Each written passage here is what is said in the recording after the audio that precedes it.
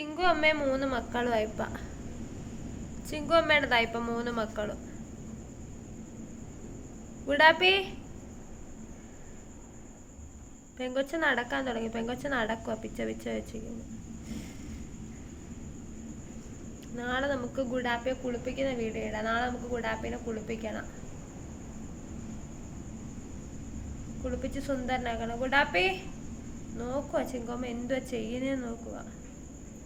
കിടന്നു കുഞ്ഞിന് ഭയങ്കര വികൃതി ആയത് കാരണം നമുക്ക് ഇങ്ങനെ നിൽക്കാൻ പറ്റത്തില്ല. നമ്മുടെ വിരലിലെ നഖമൊക്കെ ഇങ്ങനെ കടിച്ചിരിക്കും.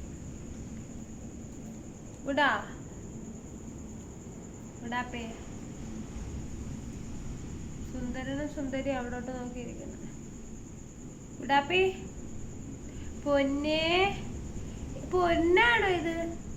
പൊന്നെന്ന് വിളിക്കുമ്പോ നോക്കുന്നു. ഇത് പൊന്നാണോ ഇത്? ചേട്ടനെ കച്ച അനിയൻ വരുന്നുണ്ട്. അനിയനാണെങ്കിൽ ചിങ്കമ്മ നക്കി തുടച്ച് വൃത്തിയാക്കി. ഓ സ്നേഹം നോക്കിക്കേ അമ്മ. നീ കെട്ടിപ്പിടിച്ചൊക്കെ കിടക്കുന്ന അമ്മ. കെട്ടിപ്പിടിച്ചൊക്കെ കിടക്കുന്നു. അയ്യോ ചേട്ടൻ എണീറ്റ് പോയി. ചേട്ടൻ മതിയായി. പെണ്ണിന്റെ അടുക്കലോട്ട് ചെല്ലുന്നുണ്ട് അവൻ. പോകുക നടന്ന് അവിടെ ചെന്ന് കിടന്നു. ഗുഡാപ്പി പൊന്നും കൊടവേ ചോ.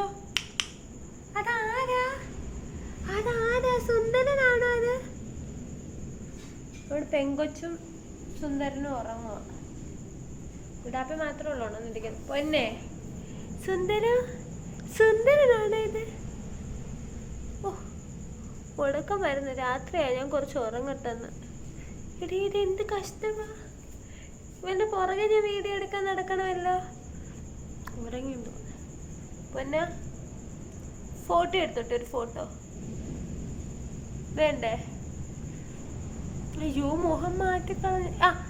ഇച്ചിച്ചി ഇങ്ങനെ നോക്കിക്ക് ഇങ്ങോട്ട് തിരിഞ്ഞ് കിടന്ന് ഇങ്ങനെ കിടന്നേ. അയ്യോ ഇതാരാ? സുന്ദരനായിരുന്നു. ഇത്രയ്ക്ക് സുന്ദരനായിരുന്നു ഇത്?